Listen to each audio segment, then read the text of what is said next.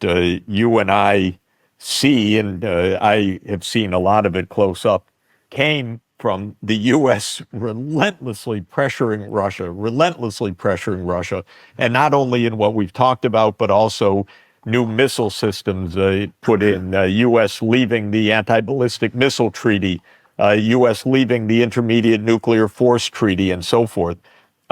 The U.S. participating in the overthrow of a neutral government in Ukraine, after all, in 2014. Now, the European leaders seem to know all of this was provocative and dangerous all along. I remember speaking to Norwegian leaders during this period. They were very much upset with George W. Bush for pushing NATO membership. We know that Mrs. Merkel, Chancellor Merkel, was warning the United States, don't provoke a new division in Europe. So the risks were known to Europe. The worst cases emerged.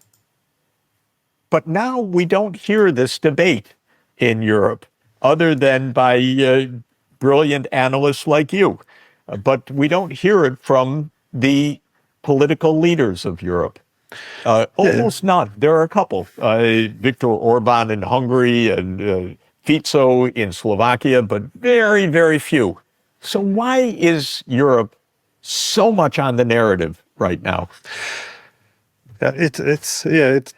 I'm not sure how they ended up so extreme, but you are right. In 2008, not only did the Europeans resist it, in Angela Merkel's own words, if we offer NATO membership to Ukraine, the Russians will interpret it as a declaration of war. But even within the American camp, you had people like Condoleezza Rice and even Secretary of Defense Robert Gates, who also recognized this was not a good idea. But again, Bush, he pushed for it, and the Europeans, they knew it was dangerous, but they accepted it anyways, and they allowed themselves to pressure by Washington.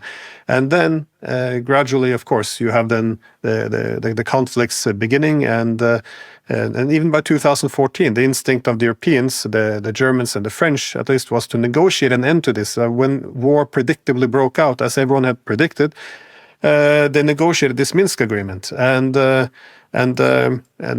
get an end to this. So give some autonomy to Donbass, which could also prevent NATO expansion. So we could have a peaceful settlement. And they negotiated this. Everyone in the whole United Nations confirmed, yes, this is the only path to peace. Every meeting we have, we keep saying this is the only path to peace.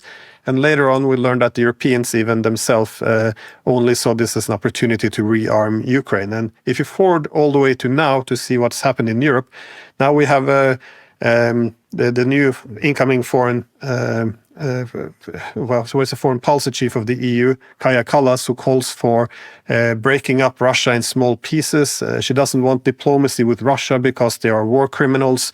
And it's when people like Orban travels to Ukraine and Russia and China to try to start some diplomacy, they call him a Russian puppet and try to punish him for trying diplomacy. So it's quite extraordinary to sit in Europe. And, I watched the EU for years and years, always have the same solution to any conflict around the world, which is at least sit down and start to talk. And now we have 2.5 years where we criminalize diplomacy.